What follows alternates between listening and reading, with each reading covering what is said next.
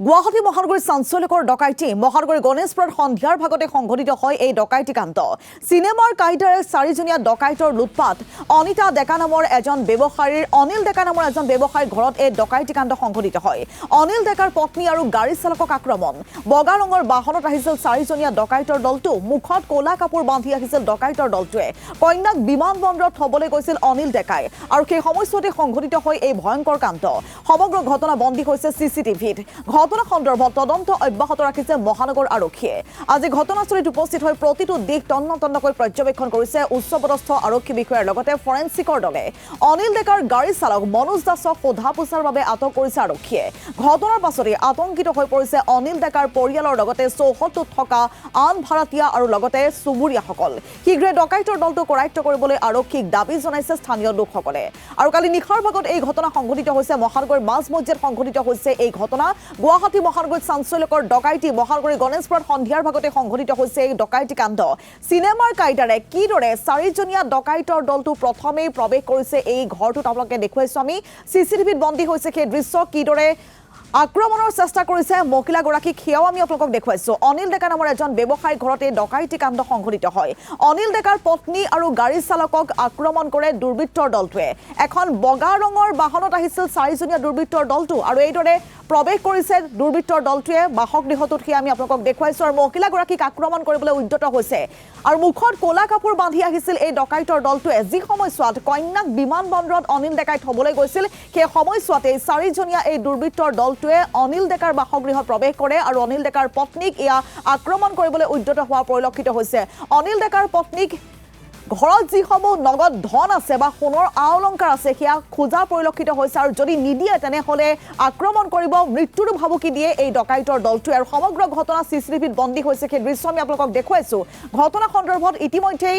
মহানগৰ আৰক্ষীয়ে তদন্ত অব্যাহত ৰাখিছে আজি ঘটনাস্থলীত উপস্থিত হৈ প্ৰতিটো দিশ তন্নতন্নকৈ পৰ্যবেক্ষণ কৰিছে উচ্চপদস্থ আৰক্ষী বিষয়া সমান্তৰালভাৱে ফৰেনচিকৰ দলে অনিল ডেকাৰ যিজন গাড়ী চালক সেই গাড়ী চালক মনোজ ডেকাকো সোধা পোছাৰ বাবে আটক কৰিছে আৰক্ষীয়ে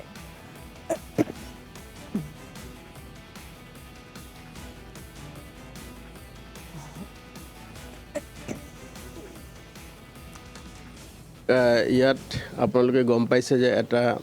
ডকাইতিৰ ঘটনা সংঘটিত হৈছে আৰু সেই ঘটনাটো খবৰ পায়ে আমি আৰক্ষীয়ে দূৰ তদন্ত আমি আৰম্ভ কৰিছোঁ ইতিমধ্যে ইয়াৰ লগত ফৰেনচিক্স আমি এভিডেন্স কালেকশ্যন কৰিছোঁ আমি যি ধৰণৰ আমাৰ টেকনিকেল যিখিনি এনালাইচিছ কৰিব লাগে সেইখিনিও কৰিছোঁ আৰু ইতিমধ্যে আমি যিকেইজন এই ঘটনাটোৰ সৈতে জড়িত বা সংগঠিত কৰিলে তেওঁলোকৰ আমি কিছু ক্লু পাইছোঁ আৰু খুব সোনকালে আমি শীঘ্ৰে তেওঁলোকক কৰায়ত্ব কৰিব পাৰিম খুব সোনকালে কৰায়ত্ব কৰিব পাৰিম বুলি আমি ভাবিছোঁ আৰু তেওঁলোকক বিৰুদ্ধে আমি কঠোৰতম আইনগত ব্যৱস্থা ল'বৰ কাৰণে আমি তৎপৰ হৈ আছোঁ আমি দুই এজন মানুহক আমি সোধপোছ কৰি আছোঁ এই সংক্ৰান্তত আৰু প্ৰকৃত দোষী যি আছে এই ঘটনাটো যি ঘটনা এইটোৰ লগত জড়িত আছে আমি কিছু ক্লু পাইছোঁ আমি সেইটোৰ ওপৰত কাম কৰি আছোঁ আৰু সোনকালে আপোনালোকে তাৰ ৰিজাল্ট পাব নাই এতিয়া মই আপোনালোকে ঠাউকতে মই ক'ব নোৱাৰিম আমি সেইটো অনুসন্ধান কৰি আছোঁ আৰু আপোনালোকে সোনকালে এইটোৰ ওপৰত ৰিজাল্ট পাব নাই আমি দুই এজন ব্যক্তিক আমি এতিয়া তদন্তৰ খাতিৰত সকলো কথা আপোনালোকক অৱগত কৰিব নোৱাৰিম কিন্তু আমি এটা কথা ক'ব পাৰোঁ যে এই ঘটনাটো যিসকলে প্ৰাইম একিউজাৰ যিসকলে সংগঠিত কৰিলে শীঘ্ৰে আমি তেওঁলোকক আইনৰ আওতাত আনি তেওঁলোকক কৰায়ত্ব কৰি আমি তেওঁলোকৰ বিৰুদ্ধে কঠোৰতম আইনগত ব্যৱস্থা ল'বলৈ আমি তৎপৰ হৈ আছোঁ আৰু শীঘ্ৰে আপোনালোকে ৰিজাল্ট পাব তেওঁলোকে কৈছে গোটেই বিষয়বিলাক আমি তদন্তৰ আওতাত আছে আৰু তদন্তটো এতিয়া চালুকীয়া অৱস্থাত আছে এতিয়া আমি একো ক'ব নোৱাৰোঁ কিন্তু এটাই কথা ঠিক যে তেওঁলোকক আমি দোষীক আমি কঠোৰ শাস্তি দিমেই আৰু ইয়াৰ এই যে সাধাৰণ নাগৰিকৰ যিটো নিৰাপত্তা আৰু যিটো তেওঁলোকে খৰ্ব কৰিবলৈ চেষ্টা কৰিছে তাৰ বিৰুদ্ধে আমি মহানগৰ আৰক্ষী কঠোৰ হৈ আছোঁ আৰু তেওঁলোকৰ বিৰুদ্ধে আমি কঠোৰতম আইনগত ব্যৱস্থা ল'ম নাই সেইখিনি প্ৰচেছ এতিয়া চলি আছে আৰু বাকী আমি তদন্ত আমাৰ জোৰ তদন্ত আমি চলাই আছোঁ আৰু আমি আপোনালোকে সোনকালে ইয়াৰ আপুনি তাৰ প্ৰগতি আপুনি লাভ কৰিব আৰু সময়ত আপোনালোকক জনাম চাওক এটা কথাই আছে যে ঘটনাটো যিটো অতি দুৰ্ভাগ্যজনক ঘটনা এনেকুৱা ঘটনা এটা সংঘটিত হৈছে আৰু আমাৰ কাম হ'ল যে ইয়াৰ লগত যিসকল জড়িত আছে তেওঁলোকক আমি ধৰি তেওঁলোকক আইনগতভাৱে যি শাস্তি দিয়াব লাগে তাক ব্যৱস্থা কৰা আৰু সেইটো আমি কৰি আছোঁ আৰু মহানগৰৰ লোকসকলৰ যিটো জীৱন আৰু নিৰাপত্তাৰ দায়িত্ব আমাৰ আছে তাৰ কাৰণে আমি ৰেছপনচিবল আৰু তাৰ কাৰণে আমি কাম কৰিম চাওক আমি যেতিয়া কোনোবা এটা তদন্ত আৰম্ভ কৰোঁ আমি এটা পূৰ্বানুমান লৈ নকৰোঁ আমি সকলো অপশ্যনছ খোলা ৰাখোঁ ধৰক আপোনালোকেও আমাৰ সাংবাদিক বন্ধুসকলো আছে আপোনালোকৰ লগতো যদি এনেকুৱা কিছুমান থাকে আমি সকলোৰ পৰা আমি মানে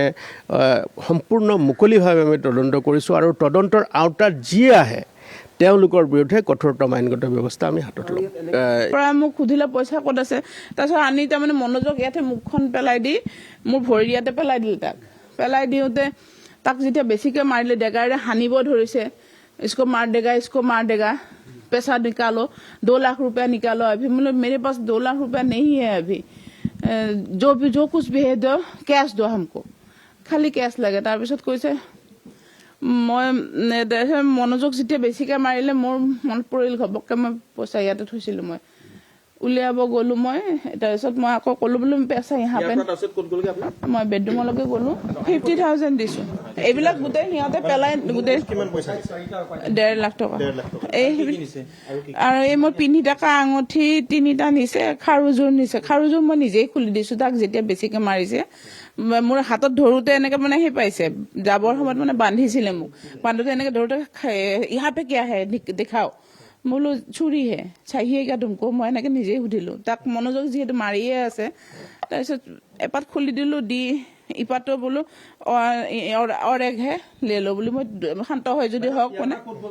সেইপিনে গ'লোঁ সেইবিলাক চব দলিয়ালে সেইবিলাক গোটেই ছোৱালীৰ আলমাৰীৰ কাপোৰ চাপোৰ দলিয়ালে সেইখিনি 9টা বজাৰ পৰা আপোনাৰ 10টা বজাৰ 5-10 মিনিটমান আছে তেতিয়ালৈকে আছিলে প্ৰায় এঘণ্টা সময় আছে প্ৰায় এঘণ্টা ইয়াতে মনোযোগ মাৰিছে এইডোখৰত মই কেমেৰাৰ পিছত দেখিছোঁ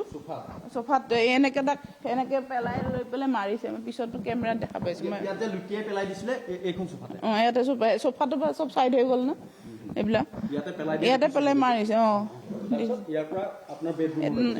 মাজতে আহি এইডাল ৱাইফাইৰ হেৰিডালো কাটিছে কেতিয়া কাটিলে কি কৰিছে গম নাপাওঁ আৰু এইটো বেডৰুম মই ইয়ালৈকে লৈ আহিছোঁ মোৰ পৰা সেই 50,000টো নিছে আৰু